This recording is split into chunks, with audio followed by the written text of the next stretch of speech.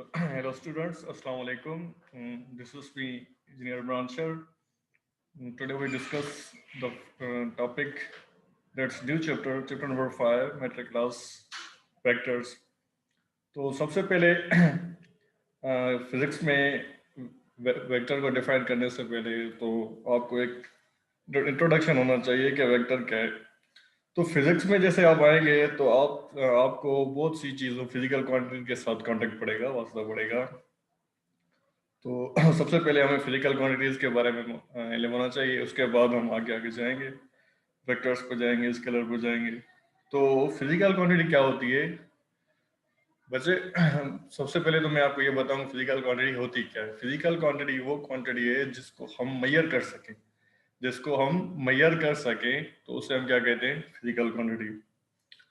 तो physical quantities दो types में कैटेगराइज की गई हैं। एक होती है स्केलर, दूसरी होती है वेक्टर।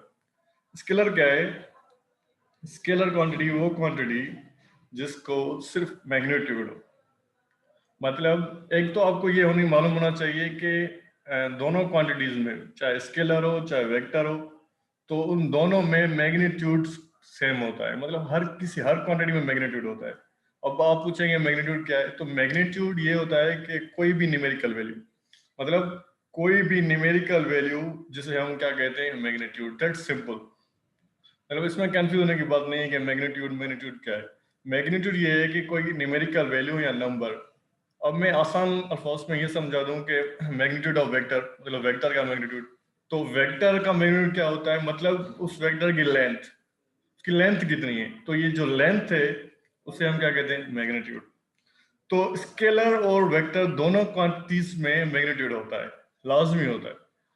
हाँ, डिफरेंस क्या है? अभी डिफरेंस ये है कि स्केलर्स में डायरेक्शन नहीं होता और वेक्टर्स क्वांटिटीज में डायरेक्शन होता है। तो कॉन्सेप्ट ये होना चाहिए कि फिजिकल क्वांटिटी क्या है। फिजिकल क्वांटिटी वो क्वांटिटी जिसको हम मेजर कर सकें तो उसे क्या कहते हैं? Physical quantity. फिजिकल क्वांटिटीज दो कैटेगराइज में डिवाइड की गई है, एक स्केलर, दूसरी वेक्टर। स्केलर क्या? वो क्वांटिटी जिसका सिर्फ मैग्नीट्यूड हो तो उसे हम स्केलर कहते हैं। फॉर एग्जाम्पल मैं आपको बता दूं कि भाई आपका वेट कितना है, तो आप मुझे बोलेंगे मेरा वेट 70 kg है। तो अब मैं आपसे क्वेश्चन करूं कि ये 70 वेट किस डायरेक्शन में? 70 किलोग्राम। तो आप पूछेंगे वेट का डायरेक्शन मतलब 70, वो किस डायरेक्शन में? उसका तो डायरेक्शन है ही नहीं, 70 किलोग्राम है मेरा वेट। तो ये कौन सी क्वांटिटी हुई? ये क्वांटिटी है स्केलर क्वांटिटी, क्योंकि सिर्फ इसका मैग्नीट्यूड है। मैग्नीट्यूड मैंने क्या बताया था कि न्यूमेरिकल वैल्यू, कोई भी डिजिट। अगर मैं आपको बोलूं कि आपने 50 मीटर मूव करना है तो आप कंफ्यूज हो जाएंगे कि 50 मीटर तो मूव करूं लेकिन किस डायरेक्शन में करूं, कहां जाऊं? तो यहाँ एक डायरेक्शन की नीड हो रही है, डायरेक्शन की जरूरत पड़ रही है। मतलब ऐसी क्वांटिटीज जिसमें डायरेक्शन की जरूरत पड़े तो उससे हम क्या कहते हैं?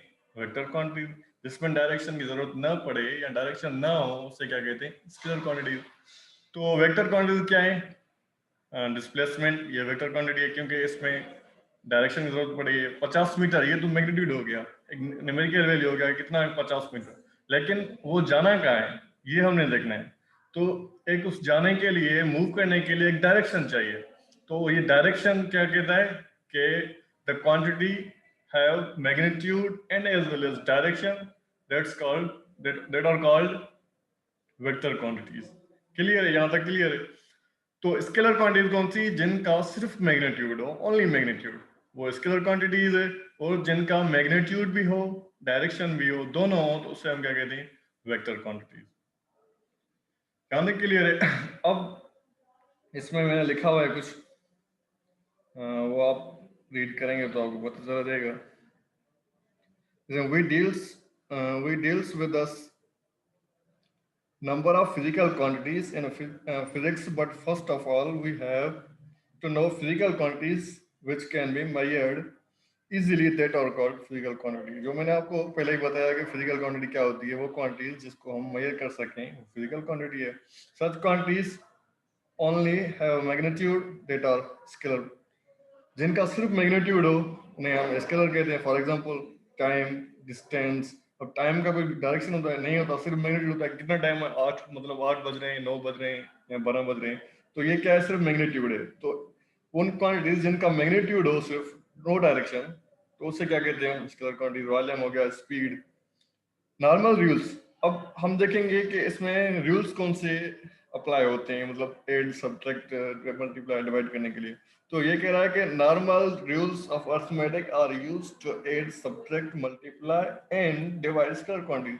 मतलब मैथमेटिक्स ऑपरेशंस करने के लिए इसमें नॉर्मल रूल्स अप्लाई होते हैं। आगे चलें। Such quantities have magnitude and as well as direction that are vector. मैंने बताया आपको पहले इंट्रोडक्शन में कि जिनको मैग्नीट्यूड भी हो और डायरेक्शन भी हो, दोनों हो, तो उससे हम क्या कहते हैं, vector. For example, force, displacement vector, displacement, momentum, velocity. मतलब मोमेंटम ये क्या है, क्योंकि इसमें मोमेंटम में क्या होता है, क्वांटिटी ऑफ मोशन होता है, किसी भी बॉडी में कितना मोशन है। तो मोशन क्या है, ये खुद एक डायरेक्शन, मोशन डायरेक्शन और मैग्नीट्यूड दोनों के साथ होता है। तो ये क्या है, मोमेंटम भी इधर वेक्टर क्वांटिटी है, डिस्प्लेसमेंट वेक्टर क्वांटिटी है, फोर्स, फोर्स भी वेक्टर क्वांटिटी है, velocity. Vector quantities are added, subtracted and multiplied by special rules. इसमें स्पेशल रूल्स अप्लाई होते हैं, वो हम आगे पढ़ेंगे।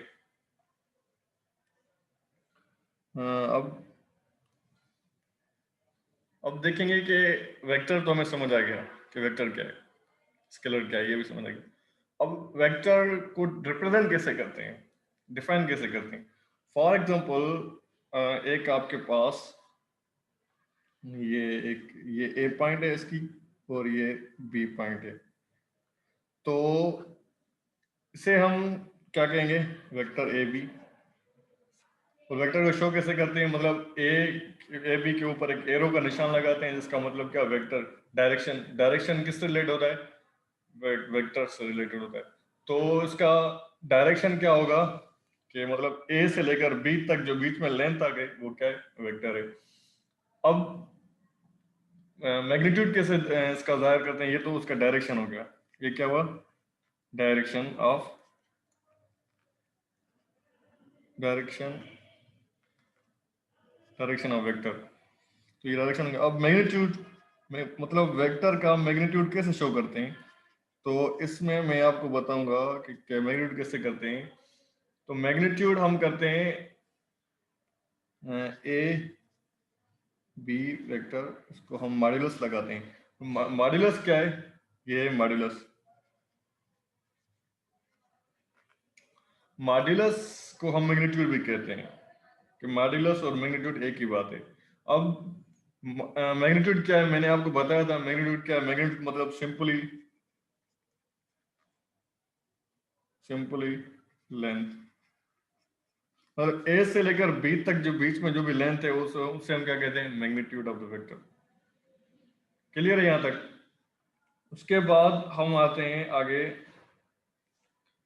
वेक्टर्स कौन से होते हैं। एक होता है हमारे पास अपोजिट वेक्टर, दूसरा होता है यूनिट वेक्टर, इक्वल वेक्टर, बहुत सारे होते हैं।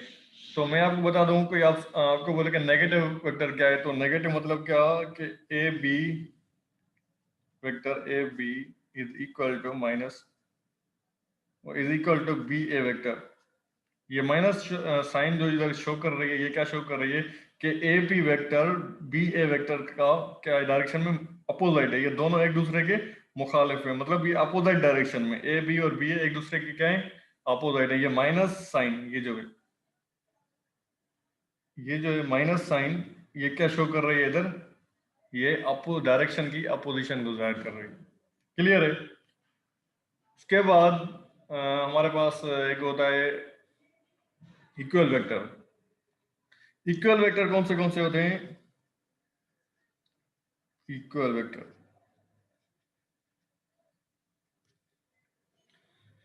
इक्वल वेक्टर में हमें हमारे पास तीन कंडीशंस होनी चाहिए। नंबर वन, फर्स्ट कंडीशन क्या है, डायरेक्शन। किसी भी दो वेक्टर्स का डायरेक्शन सेम होना चाहिए। एक सेकंड कंडीशन क्या है, सेकंड कंडीशन ये होती है कि मैग्नीट्यूड भी सेम होना चाहिए दोनों वेक्टर्स का, मैग्नीट्यूड भी सेम होना चाहिए। और थर्ड कंडीशन क्या है हमारे पास, थर्ड कंडीशन ये है कि वो पैरेलल होना चाहिए एक दूसरे से, दो वेक्टर क्या होना चाहिए, parallel to each other. For suppose equal, मतलब आपसे कोई पूछे कि आप मुझे बताएं कि इक्वल वेक्टर्स क्या हैं, तो उसमें आप एक तो ये देखेंगे,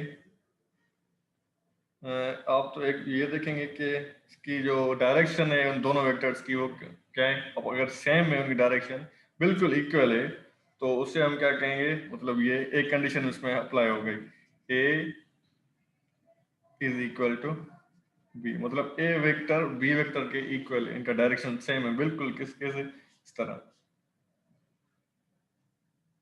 ये दो वेक्टर्स है हमारे पास, ए वेक्टर और बी वेक्टर, ये ए और ये बी है, मतलब इनका डायरेक्शन सेम है। दूसरी कंडीशन क्या है, ये एक दूसरे से पैरेलल होनी चाहिए, पैरेलल मतलब बिल्कुल साथ साथ होने चाहिए। और थर्ड कंडीशन क्या है, इनका मैग्नीट्यूड भी सेम होना चाहिए, मतलब मैग्नीट्यूड में चेंज ना हो। मैग्नीट्यूड मतलब क्या, लेंथ, ऐसा ना हो कि एक वेक्टर की लेंथ ज्यादा और दूसरे की कम हो, तो वो इक्वल नहीं हो सकते।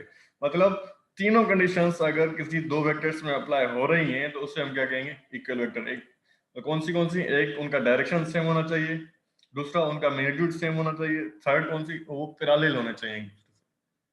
तो उससे हम क्या कहेंगे, equal vector. Clear, equal vector का कॉन्सेप्ट, आई थिंक ये क्लियर हो गया होगा आपको। उसके बाद आता है यूनिट वेक्टर। यूनिट वेक्टर, ये बेसिक कॉन्सेप्ट से मैं थोड़ा थोड़ा सा आपको इंट्रोडक्शन दे रहा हूँ। यूनिट वेक्टर क्या है, यूनिट वेक्टर वो वेक्टर जिनका मैग्नीट्यूड, उस मैग्नीट्यूड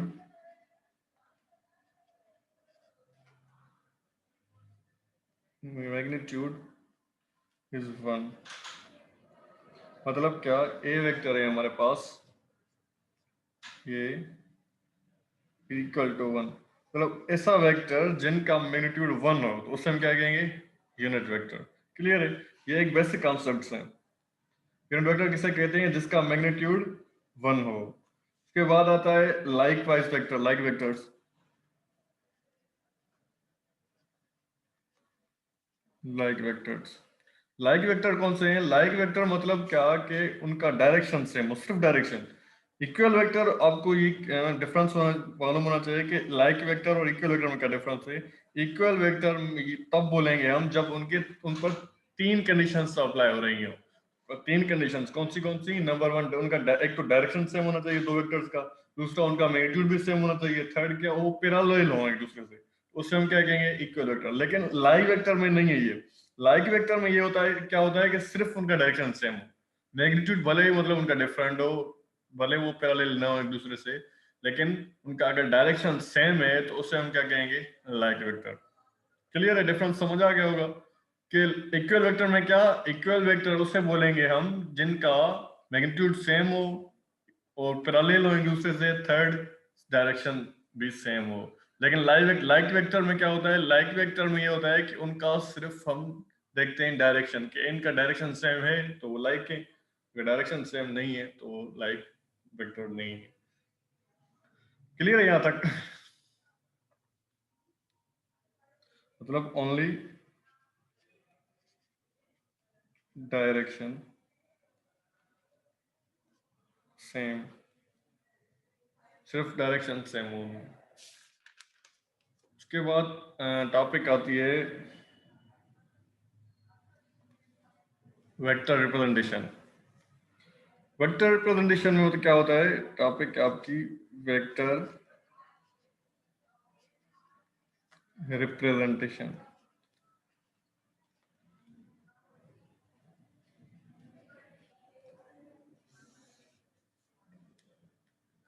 कि इसमें हम वेक्टर को रिप्रेजेंट कैसे करते हैं, ये टॉपिक है आपकी। तो वेक्टर को हम रिप्रेजेंट तो दो तरीके से करते हैं। एक होता है हमारे पास ग्राफिकल, दूसरा होता है हमारे पास सिंबॉलिक। तो सिंबॉलिक में हम कैसे करते हैं, फर्स्ट ऑफ ऑल हम क्या पढ़ेंगे, सिंबॉलिक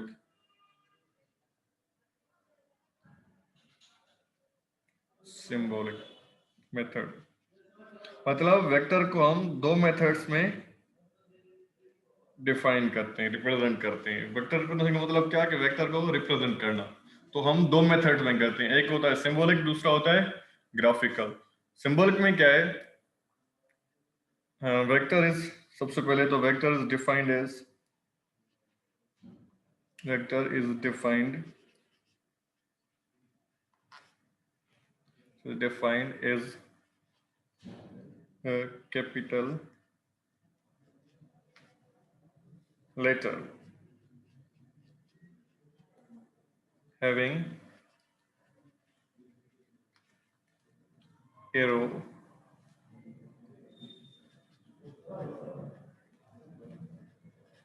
over it, मतलब हम किसी भी लेटर के साथ उसे रिप्रेजेंट करते हैं, ए बी या एनीथिंग। मतलब एक तो हम ए के ऊपर हेरो लगाते हैं, इस तरीके से भी हम वेक्टर को रिप्रेजेंट करते हैं। कभी कभी हम ए या बी किसी भी लेटर को यूं, ये हो गया इसका रिप्रेजेंटेशन। कभी कभी हम क्या करते हैं, ए को नीचे से लगा लेते हैं एरो, तो इस तरीके से भी हम क्या डिफाइन कर सकते हैं वेक्टर को।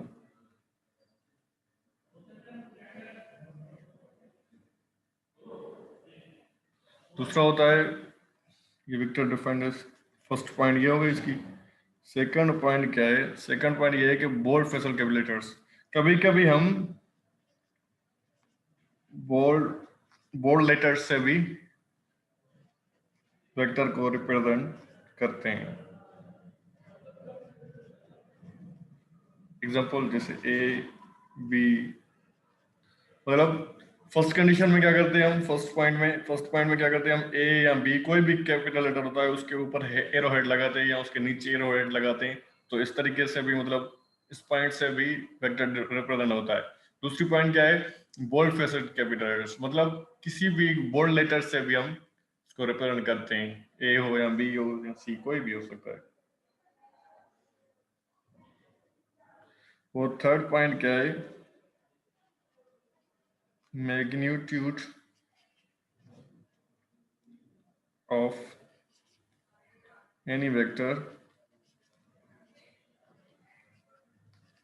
of any vector which is represented by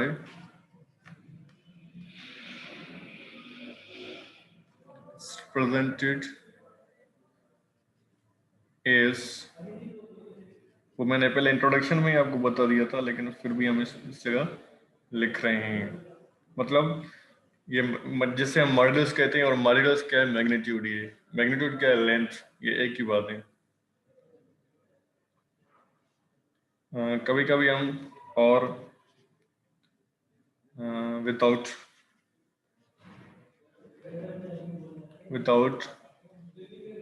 arrow, कभी कभी हम एरो से लगाते हैं और कभी कभी विदाउट एरो से भी लगाते हैं लेटर।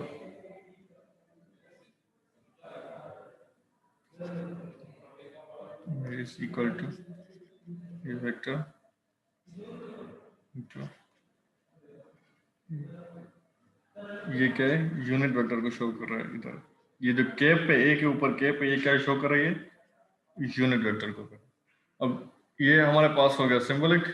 अब हम पढ़ेंगे कौन सा, इसका टाइप, ये सिंबॉलिक हो गया।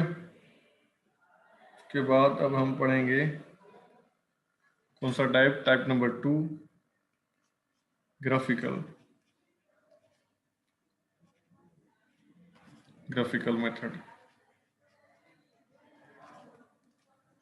तो वेक्टर रिप्रेजेंट करने के मैंने आपको बताया कि दो टाइप मेथड होते हैं, एक होता है सिंबॉलिकल, दूसरा होता है ग्राफिकल। ग्राफिकल में क्या करते हैं, नंबर 1 फर्स्ट में तो हम क्या करते हैं, स्केल में हम क्या करते हैं कि फॉर सपोज आपके पास 4 से 100 न्यूटन, तो आप इसे कैसे एक लाइन में लाइन ड्रा कैसे करेंगे, सेगमेंट कैसे बनाएंगे, तो इससे आप सबसे पहले क्या करेंगे, कि 10 न्यूटन को सपोज करेंगे कि 1 सेंटीमीटर के, तो 100 न्यूटन कितने न्यूटन सेंटीमीटर से इक्वल हो जाएगा?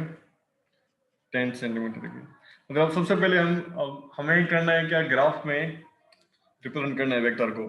तो अगर हमारे पास आ जाए कंडीशन कि 100 न्यूटन फोर्स हो, तो हम उस 100 न्यूटन फोर्स को कैसे ग्राफ में रिप्रेजेंट करेंगे? तो हम क्या करेंगे, सबसे पहले स्केल में लेके आएंगे उसे कि 10 न्यूटन को 1 सेंटीमीटर के इक्वल सपोज करेंगे, और 100 तो हमारे पास ये कितना बन जाएगा, 10 सेंटीमीटर की लाइन बन जाएगी जो हम ड्रा करेंगे।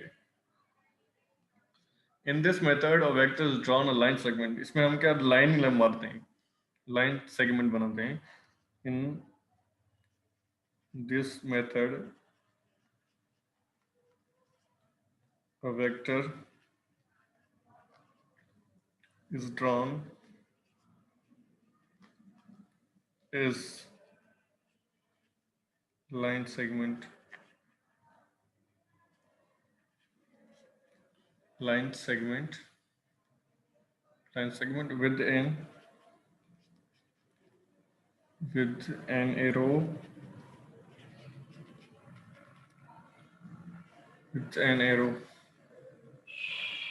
मैंने आपको बताया कि इसमें हम क्या करते हैं, एक लाइन खींचते हैं जिसका हेड पॉइंट होता है, दूसरा ओरिजिन पॉइंट होता है। ये होता है क्या, ओरिजिन, वो ये क्या होता है, इसका हेड। क्लियर है? तो इसमें हम, तो यहाँ ऊपर मैंने स्केल में बताया था कि आपको अगर कोई कह रहा है कि फोर्स 100 न्यूटन की आपने लाइन से करनी है, तो आप क्या करेंगे कि उसे 10 सेंटीमीटर में कन्वर्ट करेंगे कि एक 10 न्यूटन को 1 सेंटीमीटर के इक्वल लेंगे, तो 100 न्यूटन कितने के इक्वल हो जाएगा, 10 सेंटीमीटर के इक्वल हो जाएगा। तो आप क्या करेंगे, इधर 10 सेंटीमीटर की लाइन सेगमेंट बनाएंगे। तो ये यहाँ क्या लिखेंगे हम, 100 न्यूटन। क्लियर है? और नीचे से हम इसे क्या कितना बनाया था हमने, 10 सेंटीमीटर की लाइन सेगमेंट बनाई थी।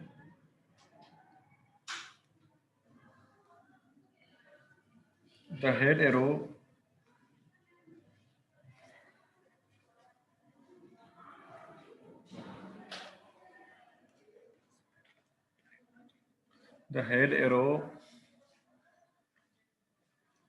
shows the direction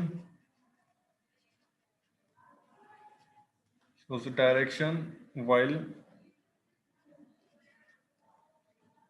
the distance or length of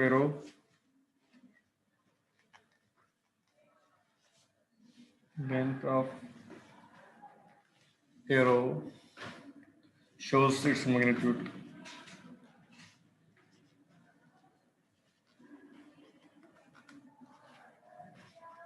क्या कह रहा है कि the head arrow shows direction, ये जो एरो के ऊपर, सिलेंडर के ऊपर ये हेड एरो है, ये क्या शो कर रही है, डायरेक्शन शो कर रही है। और जो लाइन है या डिस्टेंस है, तो वो क्या शो कर रहा है, उसके लेंथ या मैग्नीट्यूड को शो कर रहा है। अभी हम एक वेक्टर बनाते हैं इधर, मतलब क्या कि ये एक वेक्टर थी, ये यहाँ से लेकर ये यहाँ तक, ये जो बीच में यहाँ से लेकर यहाँ तक ये जो भी क्या था, डिस्टेंस था। तो ये डिस्टेंस का मतलब क्या, मैग्नीट्यूड इसी वेक्टर का। और ये जो हेड एरो है यहाँ, ये हेड एरो, तो ये क्या शो कर रही है, उसके डायरेक्शन। क्लियर है? तो एक हम फर्स्ट सपोज हम एक वेक्टर, क्योंकि हमने यहाँ से एक लाइन ड्रा की थी, ये और उसकी ओरिजिन पॉइंट थी और ये उसकी, तो हमने ये एक्स एक्सिस पे लाइन ड्रा की और हम ये वाई एक्सिस में कर रहे हैं, वाई एक्सिस। तो यहाँ एक हम लाइन हमने ड्राई कितनी करनी है, 10 सेंटीमीटर की। तो अभी मेरे पास फुट स्केल तो नहीं है, मैं आपको सिंपली एक सपोज के हिसाब से, एग्जांपल के हिसाब से एक लाइन ड्रा करके दिखाता हूँ, क्योंकि ये नीचे वाली लाइन क्या है, एक्स एक्सिस, और ये वाई एक्सिस। तो यहाँ हम एक लाइन 10 सेंटीमीटर की ड्रा करेंगे, तो ये कहाँ तक आ जाएगी, यहाँ तक आ जाएगी। तो हमने ये लाइन ड्रा करनी है। तो अब यहाँ क्या, एक तो एंगल बन रही है इसकी थीटा, तो ये वेक्टर को हमने रिप्रेजेंट कर लिया। क्लियर है?